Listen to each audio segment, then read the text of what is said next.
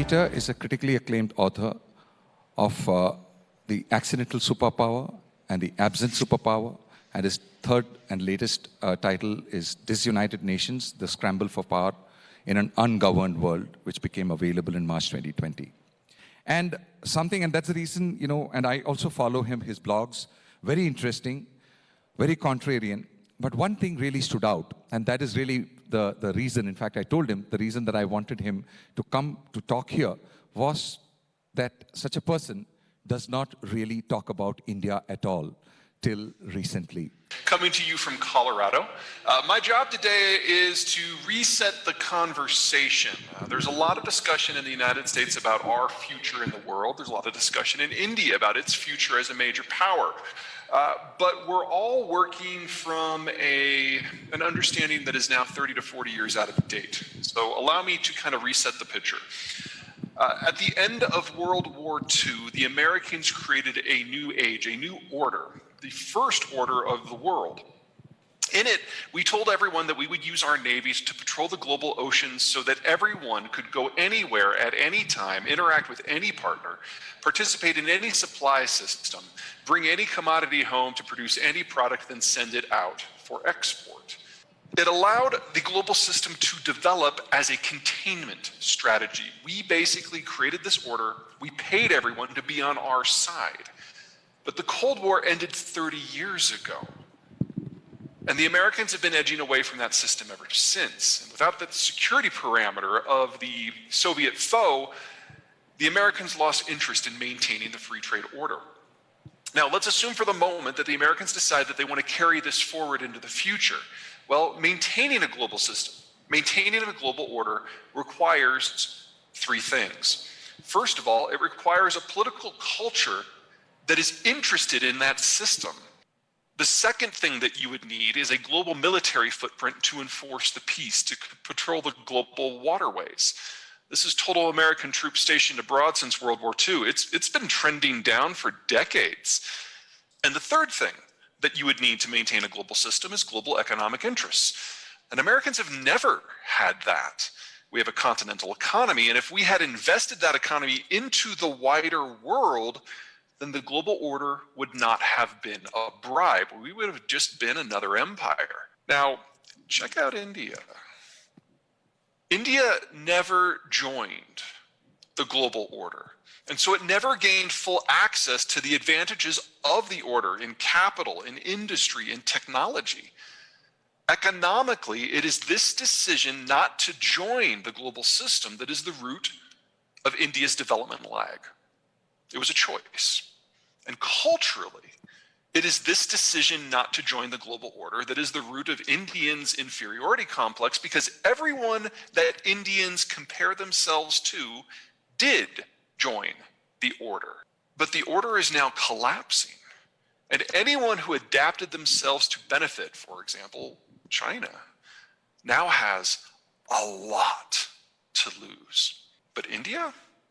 Sure, in India not joining, India lost an opportunity to rise. But in not joining, India is not condemned to fall with the rest. So that's our first big point. The structural issues that created the world that we understand, they're gone. And for India, that's fine, because India never joined that world. Next up, let's talk demographics. Now, what we've got here is a standard demographic profile. Children at the bottom, young adults, mature adults, retirees at the top, men on one side, women on the other. This is Mexico, and this is what we call a consumption-led system. Because anytime you have a lot of people below roughly age 40, it's all about the spending on kids, on cars, on homes, on higher education. It's what drives a modern system. Now, when American political and business leaders look at a demography like Mexico, we really like what we see. All those young people are relatively new into the workforce. They're relatively low value add. So that Mexicans excel at low and mid-skilled manufacturing and assembly. That's not what Americans do. Americans do the high end. We do the design. So the propensity for integration of these systems is huge. Second, all those young Mexicans consume a lot of products. So Mexico became America's largest trading partner in calendar year 2019, and it's a position they're going to maintain for pretty much the rest of our lives. The Koreans had a baby bust 40 years ago that they never recovered from. So they now have a lot of people in their 50s. Now, those folks have been at their jobs for literally decades, very skilled, very high value added, and going head to head with the American workforce. In addition, not a lot of Koreans in their 20s and 30s. So the Koreans have to export all that product. America will never have a trade surplus with the Koreans. Now, between approximately 1980 and 2015, the world was kind of in this beautiful demographic moment. All of the world's economies were either consumption or export led. Here's a number of them in the year 2000. More or less a perfect balance. But 20 years later, we are all 20 years older, and the picture's changed. The global demographic of high consumption has peaked, and it only can go down from here. As to the export-led economies, they're aging into mass retirement. The year 2022 is the year that most of the advanced world shifts into kind of a post-growth system. Now, in the United States, Americans are kind of a partial exception. And the generation that matters the most are our baby boomers. American investments give way to European investments, give way to Indian investments. The capital inflow from the world's boomer cadre is the single largest reason for India's growth surge for the past decade. And it's almost over, because in calendar year 2022, the majority of the world's baby boomers, Americans included, move into mass retirement. And when that happens, all of those far-reaching investments get liquidated. And it goes back into the most secure investments you can have, such as American government treasury bills and even cash. Because once you retire, you never add to your stack of investments. So the whole world right now is in its biggest capital glut ever. And it's over next year. And all of this was before coronavirus. Coronavirus has driven all the consumption-led systems offline and into recession at the same time. So if you're an exporting nation, it really doesn't matter if you can beat the virus because you have no one to sell to. Let's look at the comparison that everyone in India loves to make. Now here we've got India and China in the year 2000. But as we all know, the Chinese have a one-child policy. So you fast forward that today, and China has now the world's fastest aging demography. Best case scenario, assuming nothing else goes wrong, in the year 2100, there'll be fewer than half as many Chinese as there are today. In calendar year 2020, the Chinese birth rate collapsed, dropped by almost a quarter. And remember, it takes 9 months to have a kid. That means the birth rate in 2020 reflected 2019 conditions. They haven't had their coronavirus crash yet. Now look at India today. It's aging too. India might be resistant to deglobalization, but it's urbanized right alongside everyone else. India's birth rate began to contract 25 years ago, and that contraction sharply accelerated a decade ago. That means India in 2021 is aging at a similar rate to what China aged at back in 1980. That would suggest, in the worst case scenario, India still has 40 years of demographic dividends to reap. That's great. So that's our second big point. India faces little of the demographic pressure that plagues not just China, but most of the world. Now, that doesn't mean that there are no clouds in these silver linings. India has the world's worst sex imbalance. In 2030, there will be 50 million surplus men under 45, concentrated in the Hindu belt. That is a social and a political stability issue.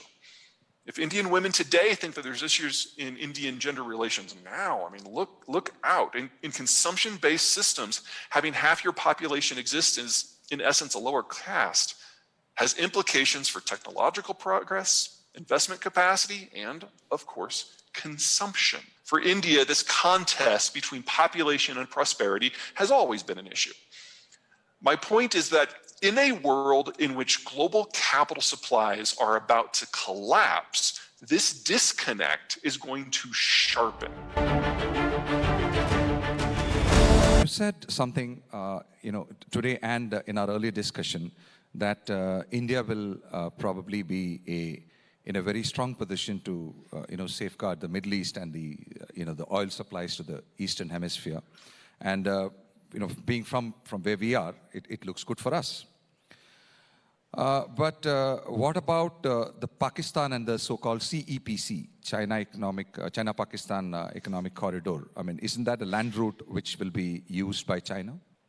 First things first, I wouldn't use the word safeguard for the Middle East. That is definitely a business you do not want to get into. That is no fun at all. I would use the word arbitrate. You decide what goes and what doesn't, because you control the sea lanes. As for the Chinese-Pakistani axis, I fully realize why that's an obsession in India, but let me kind of underline something here. If we ever get to the point where the Chinese are capable of projecting power through that corridor into Pakistan, two things go wrong for the Chinese very, very quickly. Number one, they are treated to the same tender mercies that the Americans were when we tried to transit Pakistan. That's no fun. And number two, let's assume for the moment that the Pakistanis and the Chinese can sing kumbaya and all get along and they can pacify the Northwest Territories and all that good stuff. So you're talking about hundreds of billions of dollars of Chinese investment to stabilize it. You cause a few landslides and it's done. That is not a stable transit system. Now, we've spoken about the Quad mechanism, US, Japan, Australia, India alliance. It's not really an alliance yet, but will it become a nation, NATO? 3 out of these 4 players are highly developed, rich nations. India stands out in contrast. Will such an alliance of disparates work beyond the common interest of just checking a surging China? I don't think it'll ever be a military alliance in the traditional sense, because that requires a military player that is willing to act as coordinator, and the Americans are not really interested in that role. The American goal with the Quad is to get the other 3 countries collaborating where is feasible. I think that's going to make it more of a political alliance than a military one, because of the 3 countries, Japan's the only one with an expeditionary military. The Australians definitely punch above their weight, but this is a country of 30 million people. They can only do so much. India is the country that has the most strategic flexibility and has the best strategic position. You don't need a blue water navy in order to secure everything that you need for your future. And because those 3 countries have such wildly different defense capabilities and needs, talking with one another is great, and that's probably all you need. But the idea that one of you can come to the military aid of the other 2, I think is a reach. That doesn't make this pointless, but it does definitely limit how far it can go. Our conclave theme is, this is India's decade, 2021 to 2030. We want to know your remarks on how you see India performing in the decade ahead on the global stage, your view. Can you, from your vantage points, see and tell us 3 advantages that India can leverage this decade? Let me start by saying that it's not India's decade. It's a lot more than a decade. And it's not a global stage. The global stage will be gone. So the idea of becoming a major global power is kind of irrelevant. India needs to focus on its region, because I believe one of the previous speakers mentioned that 70% of global trade crosses through the Indian Ocean Basin. It only crosses through the Indian Ocean Basin if India allows it to. So you remove the Americans from the equation. Instead of having a single global stage, you have a lot of regional stages with limited interaction. India faces no major security threats. In fact, it has the capacity of choosing who to elevate and who to crush. Anyone who wants to get through, anyone who wants to get Persian Gulf crude, anyone who wants to be involved in European, East Asian trade, India is the only country that can allow that to happen. And to think that India can't take advantage of that is silly. So strategic positioning, honestly, it doesn't get much better than where you are. Second big advantage, most of the world is facing complete demographic collapse. India is one of only 6 countries with any level of development that is not. There are challenges within that, but not having to completely rewire the way your society and economy works because of the changes in the global system, changes that you can't affect, that's wonderful. And then third, you are one of about a dozen countries in the world that will not be facing an energy crisis. because anyone who wants to get crude out of the Persian Gulf has to go through you. And it will be very easy for you to either get your own energy or to basically charge protection money for anyone who decides that they want to still use Persian Gulf crude. You're looking at maybe 20 countries in the world with a reasonably positive demography, and only 12 that can keep the lights on without help. And you're in both categories. I mean, honestly, you can't generate these sort of advantages with policy. This is just kind of luck of where you physically happen to be. Thanks. That's nice to hear. Now, India was, you said, India was never deeply integrated into the global economy till a few years ago. And you pointed out as a short-term opportunity in a regionalizing world. How can, however, such a disengaged player emerge to be successful within the global economy in the long term? And that too, there's not going to be a global economy, so I wouldn't aim for that. It's like, India is a major economy in and of itself. Most of the resources that it needs are either from the subcontinent itself or from Southeast Asia and Australia. Those connections are fine. The point here is that the rest of the world, everyone that India has always compared itself to, they're the ones that are facing the challenge because they're the ones who are having the rug pulled out from under them.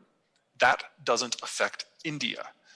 So in relative terms, they fall, India rises, and in absolute terms, India can continue growing.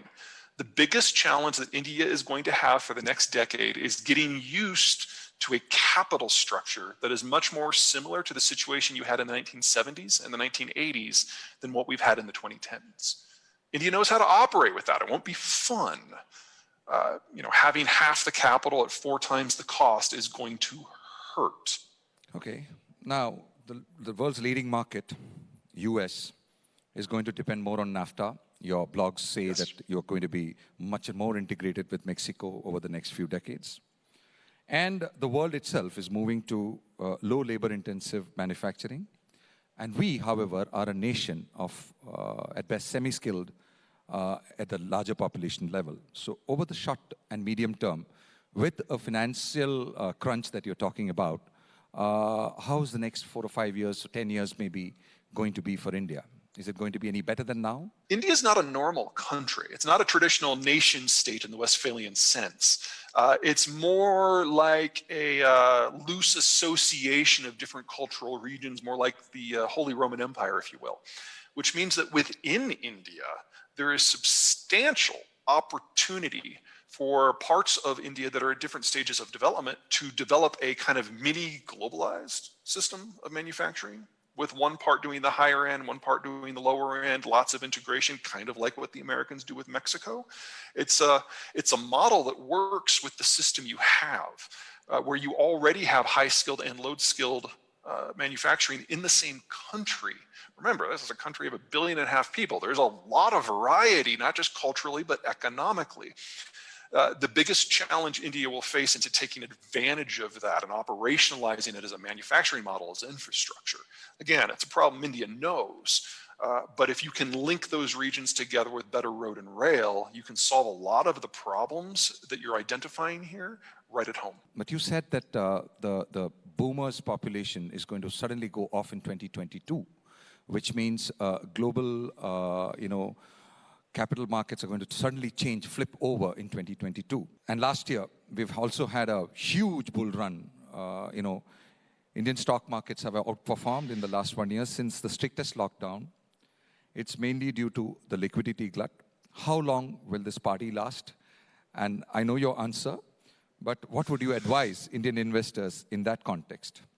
And what else are the investment avenues for people today? Because, people are having a party here right now. Absolutely, yeah. No, let me start by saying I am not a financial analyst, so take this for what it is. But yes, I expect that a lot of the positions that the baby boomers in the developed world have, a lot of the baby boomer positions in the developed world are going to be liquidated, especially those that are in the developing world, and India is no exception there. So you should expect a significant pullback of foreign investment of all types from India over the course of the next year to 2 years. That is kind of baked into the situation right now. That will not be fun. But for domestic investors, so long as capital flows are unimpeded, and I think once we have a big pullback, capital controls are going to go up in large portions of the world, India included.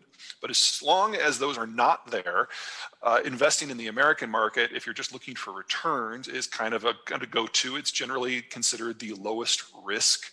And so we're already seeing money pour into the United States, despite the fact that we're engaging in deficit spending that is just atrocious in historical terms. But moving forward, as the foreign money dries up, the Indian economy, the Indian municipalities are going to have no choice but to issue their own debt in order to compensate for the lack of investment that comes in. So there'll be ample opportunities to invest in local infrastructure. And honestly, if you're the Indian federal government, that's exactly where you need it to go. That is, in my opinion, the single biggest challenge facing the Indian system. Because as the global system cracks apart, India is going to be more dependent on what it can do at home. And anything that improves connectivity throughout the subcontinent is something that is going to serve India for decades. Do you think India may actually stand to gain from a collaborative relationship with China? You've spoken of their expected precipitous demographic slide. Can India use Chinese capital and open the Indian market to them and get to a win-win relationship with our neighbor? Hypothetically, will such a collaboration be viewed with caution by the US and the West? We're coming to the conclusion in the United States that the Chinese story really is overblown. That's starting to kind of seep into the edges of American consciousness. It's certainly the dominant strain driving the Chinese right now. So there is one part where I don't think I'd use the word collaboration, but where India can certainly take advantage. Capital flight from China is already at epic levels, in excess of $1 trillion US a year. But in terms of broader cooperation, every country that has tried that, it's gone badly. The Chinese bring in their own workers to do the infrastructure. The Chinese do it with their own money, or they charge loans, and then you get left with something you might not necessarily need on the back end. Every state that has participated in the Belt and Road Initiative has, in the end, ultimately repudiated the debts. And the Chinese idea of a joint venture is, how about you pay for everything and we take all your technology? If India can break the mold and make that relationship work, India would be the first country to do so. So honestly, I would focus your energies elsewhere.